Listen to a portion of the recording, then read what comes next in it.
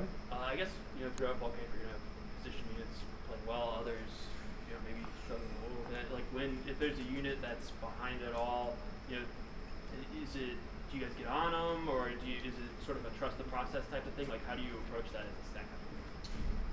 It's both. I mean, there's an art to like playing the long game and understanding that you have,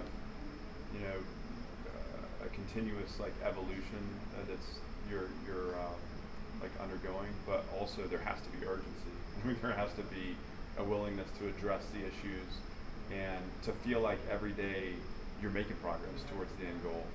And like today's a day that is an easy checkout day for the players. I think as coaches, you have to be on high alert to that. Wearing helmets.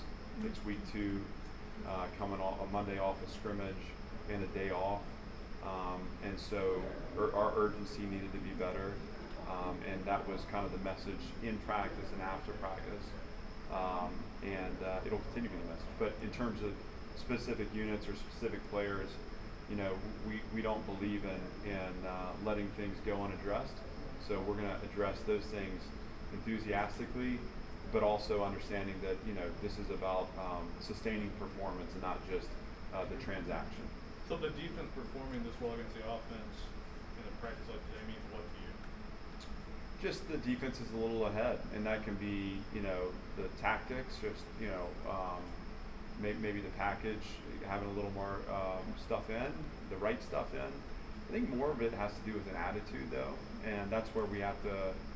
I think that's as a coaching staff where we have to push more than anywhere else, is just to make sure the attitude is there, so that you're again, you have a sense of urgency on offense when you take the field and compete. And it's there in flashes. I mean, I actually saw improvements in some of our 7-on-7 segments and throughout our tempo period early. That was the fastest we've operated. And that's encouraging, but we have to. I mean, we worked 2-minute segments today, and we didn't have a chance to win one of them on offense. That's not okay. So defense a little ahead. Again, let's coach through the tactics with respect to the attitude and energy. Let's make sure that we are emphatic about the need to bring it every day. You had a few shuffles on your offensive line at points today. Did you get what you were looking for? Did it give you any more clarity? I don't know. That will be upon the review of the film, and I think what Coach Blazek's doing is just he's trying to create the internal competition to move guys forward on their personal journeys, and to make sure that we have a program standard that like I don't deserve it, I have to earn it. That's an everyday mindset. So we want to fight entitlement, fight complacency in the program, and shuffling the deck at times, particularly while we're still a few weeks away here, is an opportunity to make sure that we're fighting those things. Would you say center is an area of definite competition at this point? It is, and we have guys that are skilled and talented.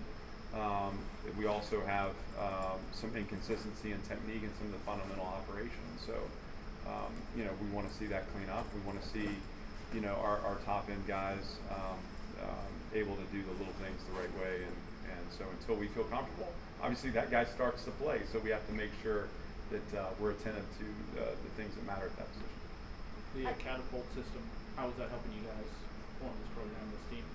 Through camp, it's you're just attentive to player loads and max velocity, so we're both making sure we're hitting numbers that will allow us to build in like our internal systems of recovery, so each player pushing to a player load that we feel like represents game-like or even beyond game-like at times. Every time you as a player push yourself, you're also expediting your recovery process. You're training your body how to recover for the next rep. Hitting max velocity is important, because just like a race car, you don't take it out to the track on race day and push the pedal down. I mean, that's something that needs to be done ahead of time. And so we get to know about the conditioning of our team. We get to know about the the explosive athleticism of our team, and we use that obviously very closely daily to monitor the progress of the program. I saw that Raymond Davis was in a red jersey today. Is there an injury he's dealing with? More of an accumulation. I think he's been a little banged up. Nothing that is of long-term significance, but we want to, in a situation where, he's just taken some lumps here in camp. The red just gives us an alert to the defense that we want to keep him off the ground and keep him protected when he's compromised. So. Are you anticipating with Davis and Griffin that there'll be one featured back, or is it going to be by committee? Or? Well, no, we'll use them both. I mean, and I even think there's room for a third piece of that too. I think in our league and with our schedule, that position's going to, it's a physical game, and as far as who takes the majority of the snaps, who gets the majority of the carries, there will be a 1 and a 2 and a 3. I think it's just a matter of, again, who shows that ability from now until game day to be the most productive. And that's something too that I feel like that's a position that's easy as the season goes to continue to evolve how that competition plays out. On the intensity side of a day like today, defensively, who did you like out there? Who are you getting what you're looking for from out there on that side of the ball? Well, I mean, David Davis brings it every day. He's a guy that I don't know. I mean, he's not changed once. Anthony Orgy is consistently, bringing spirit. Those two guys always stand out. I think the corners are playing well too as a group. I mean, I've seen those guys. Gabe Judy and Mahoney and AG. I mean, I think Coach Morgan's done a great job with them. And then you look at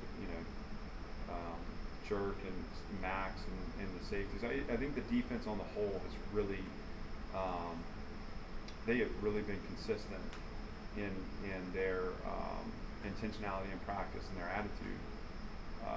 They are going to face adversity in camp at some point, and we need to seek that so that we learn a little bit more about the depth of the character there.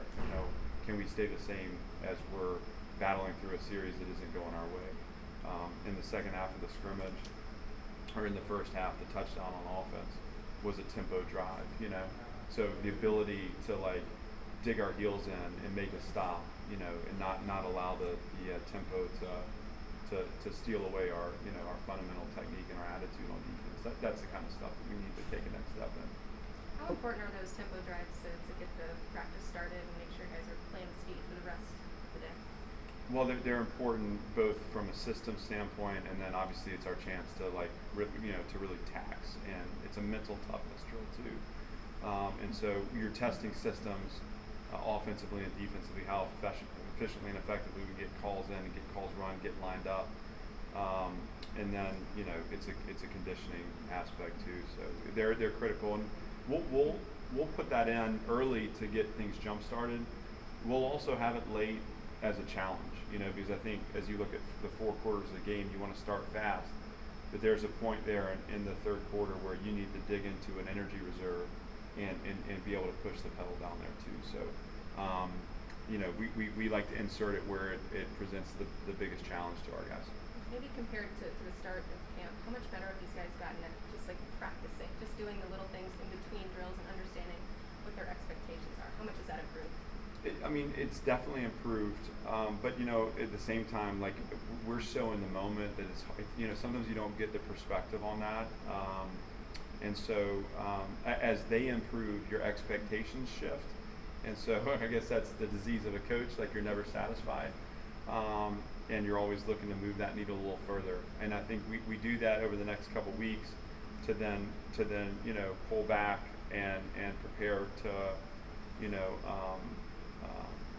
be at max capacity for game day. And it'll be fun. This week will be fun because there's so much challenge before you even get on the field. It's just that internal resistance that you fight, and you have to be really, really good at winning those internal battles to not just to make it through camp, but actually to push yourself to a point where you're thriving through the adversity of camp. What do you think have been some of the biggest challenges that you face as a first-year coach at a place like Vanderbilt in the SEC? Well, there's a lot to that question. Specifically, not necessarily. Let's just start with the Vanderbilt part. I think, and I've said this before: winning's a skill, winning's a habit, winning's an attitude, winning's an expectation. You have to know how to win, know how to lose. You have to know how to lose because you have to be fearless. Meaning, like if you can go out there and battle and understand at this level you're not going to win every rep, but you lose it and you learn from it and you grow from it, then you start to realize that losing isn't going to knock you down. It's just something that is going to fuel you forward, and through the adversity you become, right? That's kind of the mindset. And so we have spent so much time, and will continue to spend so much time on the mindset of the competitor, on the attitude of winning, on the expectation of winning, and that'll be a lesson we'll stick to until I feel like it permeates the program. And again, not just our players. I mean, that is everyone that comes in contact with this program needs to be in touch with that attitude of winning and the habit of winning. As a first-year coach, I'm fortunate to be surrounded by a lot of strength in my staff, and so my mistakes get covered up pretty quickly, which I appreciate. I'm having fun. I mean, it's a challenge. I mean, I think every day I'm challenged and stressed and stretched in ways that I've never been before, but yet, like, literally, when my feet hit the floor in the morning, like, this is my dream. So I don't have to convince myself to get the energy to charge at it all over again. But I'm lucky to have a lot of good people with me that help to keep me within the guardrails and to keep this thing moving. And my job is to set the tone with that attitude and that expectation of winning every day.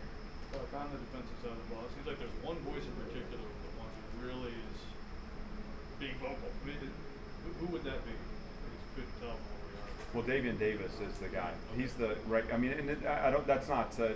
I mean, to point him out is just to say, like, he is really taken to that role. Not for the role, but that's just who he is, and he's letting that manifest itself on the field every day. And that's been true since January. Honestly, he was kind of the first in on the new approach to doing things. But to point him out is to do a disservice to the other guys who are also there, bringing it too. So there's a lot of good heartbeat on that side right now, and there is on offense too. I don't want this to be. Like I said, there were flashes today where I felt like, hey, I saw it connecting. The dots were connecting. It's sustaining that and isolating those winning moments, right?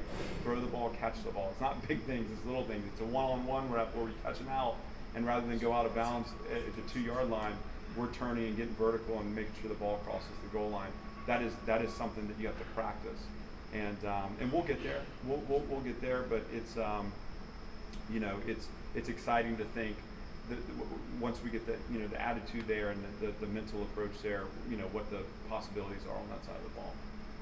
Chris, You've been using Elijah McAllister and Alex Williams a lot at the same spot. I saw them on the field together today. I don't know how much you've worked on that, but what are your thoughts on usage of both of them? And was that just a little bit of a trial, or are you thinking about using those guys both at the same time potentially? No, I think it's part of the strategy. I mean, on third down in particular, the length creates problems. I mean, the pocket is smaller by nature of the fact that they're longer, and so we want to look to use those guys at the same time. In base downs, they play the same position, but in third down, Coach Mentor is. I mean, I got to really take my hat off to him. He's had this group primed and ready, and has a great early vision for what this defense can be. And I just see again a depth of character there that is a reflection of him as a coach. And so he's done a nice job putting these guys in winning positions. Thanks everyone. Appreciate it. Thank you. Thank you. Appreciate y'all.